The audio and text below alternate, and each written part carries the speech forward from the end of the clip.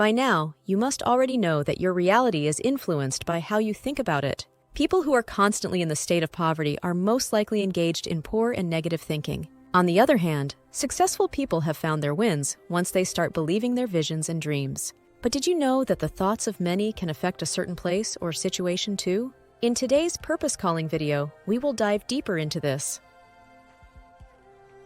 Continue watching until the end to know Louise Hay's methods on turning your visualization to reality.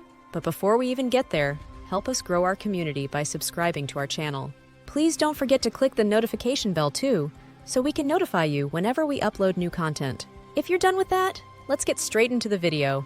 Oftentimes, videos on law of attraction and manifestation focus only on individual thought. Well, it is true that your thoughts greatly affect your life since it releases an energy or vibration. It gets stronger if it is in the collective.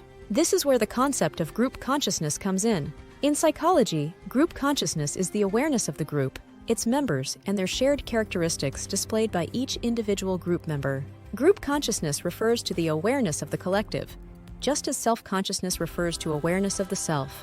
Whenever you think about positive things, you also make it easier for yourself to connect or find your way to people who do the same.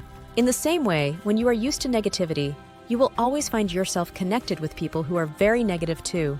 As your own consciousness awakens, group consciousness is affected as well. Every time you visualize good for yourself, you do it for others as well. Our consciousness, our thoughts, have the power to create miracles all over the world. Just imagine millions of people thinking about a bright future. The possibilities are endless. Here are 4 things that you should first establish in your mind. The mind is capable of greatness, but we often dismiss it. In addition to our physical senses, humans also have a wide range of remarkable skills, such as psychic perception, telepathy, clairvoyance, and clairaudience. Due to societal conditioning and ignorance, we frequently repress or dismiss these powers in spite of their predominance. The naturalness of psychic powers, their suppression, and the possibility that unconditional love can help us reach our full potential are all topics covered in this article. No one is exempt from having psychic powers. They are all part of what makes us human. Children are frequently more receptive to their psychic powers, yet parental influence and cultural conditioning can cause them to be suppressed. For instance, when kids say they've seen ghosts or heard voices, their parents might brush it off as fantasy or imagination. This dismissal can condition children to disregard their psychic experiences and discourage them from developing their abilities further. Cultivate this power through unconditional love. Socialization and parental influence can inhibit psychic talents, so limiting the full potential of human awareness. In addition to impeding personal development, this repression can also keep people from developing their intrinsic talents. People who have psychic skills may conceal their true selves in order to fit in with society's expectations out of fear of scorn or exclusion. Unconditional love can enable people to access the other 90% of their brains and realize their full potential. We may encourage acceptance and understanding of psychic abilities by practicing unconditional love in our interactions with others and within ourselves. We can start living in unconditional love, which will enable us to realize our full potential by embracing our natural psychic powers. You and I can create harmony for all. In cases where a crisis is happening in a certain country, many of us can feel helpless. We see that the people are struggling, but we feel like we just could not do anything either because of distance or other limitations. But did you know that your thoughts can also reach that place? Just think of moments when a certain country goes through a hurricane or a calamity. The more people keep them in their thoughts and prayers, the faster they recover too. You have to realize that the collective vibrations of people all over the world, wishing that this country will soon have everything work out as quickly as possible, is strong enough that it becomes a reality in no time. This is what it means by using your consciousness for the harmony of many. In a global crisis, or even when your friends or family abroad are facing hard times, it is more beneficial to think of positivity and connect with people who are hopeful instead of just complaining about the situation. Collective consciousness can help heal the sick. Have you ever seen a person who had a very serious disease that even the doctors do not know what to do? In the minds of some, this is a dead end, but for people who know the principle of vibrations of collective consciousness, there is still a way to solve it. Of course, if someone is sick, you would want to direct a lot of healing vibrations to them.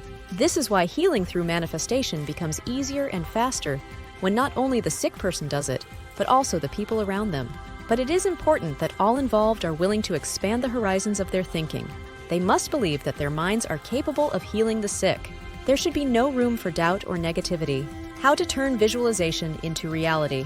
Now that you have learned the basics of what Louise Hay teaches, let us go directly to the practical steps you can take to turn your visions into reality. But all throughout these steps, it is important that you keep believing that everything is possible. Open your mind to the possibilities and always remember that it is up to us individually and collectively to be totally open to allow all good to come into our lives. If you do not know where to start but want to manifest a better life, here are some things you can do.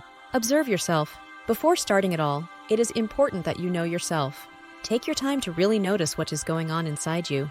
Observe how you react to things, how you speak about yourself and the people around you, and how you see things in general. Remember to keep yourself free from comment or judgment. This is the stage where you just take note of your own consciousness. Let go of the past and be self-conscious. This whole process is centered on the concept of change and transition. This means that if you notice negative thought patterns in yourself, you should think of ways to change or transform that. You can do this by completely letting go of the past and being self-conscious enough to admit whatever you did wrong. By letting go, you open up more space for better habits. Always remember that change is not that impactful if the things we try to transform are only those that are around us. True and effective change must come from within you. Since we are talking about collective consciousness, it is important that you let go of feelings of isolation, loneliness, anger, fear, and pain. Change it with connectivity and positivity. Believe that life is wonderful. Always hold on to the notion that life is wonderful and that everything works out for the greater good. No matter how difficult they may be, this concept enables you to enjoy a variety of scenarios and circumstances.